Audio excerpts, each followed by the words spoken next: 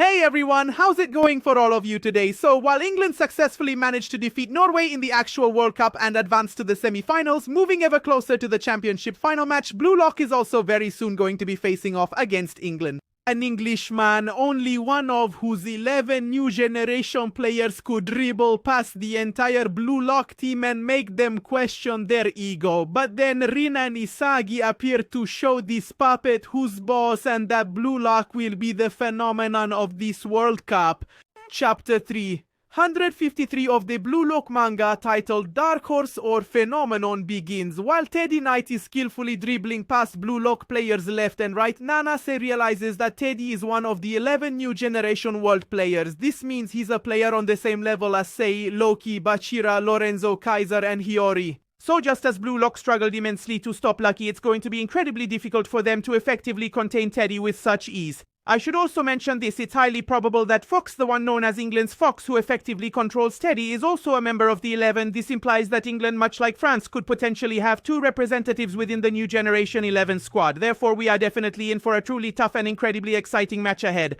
Right here, Teddy, by stating that ego hinders one's way of living and leads to conflicts with others and painful self-comparison, effortlessly outmaneuvers Nanase and Raichi. This suggests that Teddy somehow understands what it truly means to possess an ego. Perhaps he himself was an egoist in the past, and when his ego prevented him from achieving his desires, he ultimately became nothing more than a puppet. Raichi angrily states that Teddy's dribbling style is so incredibly unconventional, it's impossible to predict his very next move. Teddy, based on the specific reasons he just articulated, is nothing more than a completely useless puppet, incapable of living life purely for his own selfish desires. And then he pointedly questions how many more of them he'll actually have to dribble past on the field before they finally concede defeat. But then Isagi and Rin, Blue Lock's top players, finally appear. Isagi asks, what's happening? He thought he was late, so they came to check it out. Rin also asks, which annoying bug crawled into our training grounds? It seems Blue Lock's monsters have come to hunt, but this hunt will be a very tough one. Isagi asks Teddy, if they get the ball, you'll leave this place right now, Mashamo. Nor Nisapisi so Sadarin, calling him a useless puppet, says he's going to play with him, so he should start.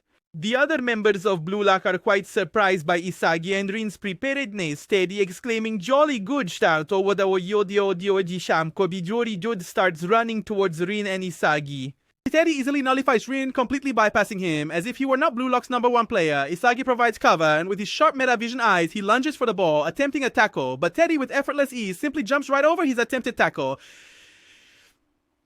But suddenly, Rain grabs him by the collar from behind. Teddy says this isn't legal, it's a foul. Rain calls him an idiot, says he doesn't care and wants to slam our brother hard to the ground, not caring if he dies. That's why Ego benched them for these actions. He needs to control his temper, and I think he needs to spend some time on the bench for this. However, here Teddy, with an amazing spin in the air, lets himself go and loudly calling Egoista, he pats Rin's head. You can't insult Rin more than this. For example, Rin is one of Blue Lock's monsters. He just patted his head like a child. This was one of those scenes you could only ever witness in Blue Lock, completely detached from reality, but it truly elevates the story's excitement. When Teddy declares he never wants to become an egoist, Isagi, with his puzzle aura and metavision eyes, finally gets the ball and tells him, what a coincidence, because I also don't want to become a disgusting, egoless person like you. Yossi.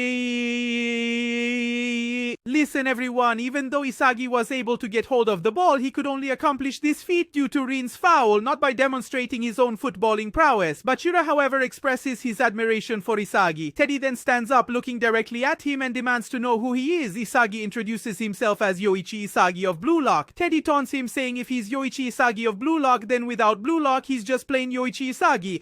Isagi is surprised to hear this, but Teddy's job here is finished, and as he departs, he refers to himself as a mere puppet willing to sacrifice his life to ensure England wins the World Cup and promises to see him in the match tomorrow. It seems Teddy has a habit of repeating some words twice. Last time he said yes, yes twice, and here he says it twice again. It's me, I'm the one who perfectly matches his cold lifeless personality. Isagi doesn't utter a single word, and then the door opens and Teddy has gone to all that trouble. We all know that the players players in Blue Lock are each crazy in their own way, but Teddy was on a completely different level of madness, which even managed to shock Blue Lock itself. Chigiri and Otaya call him a maniac, and Aryu mentioned that his skills were absolutely outstanding. Karasu points out that the only way they could stop him was by breaking all the rules. Oh shit.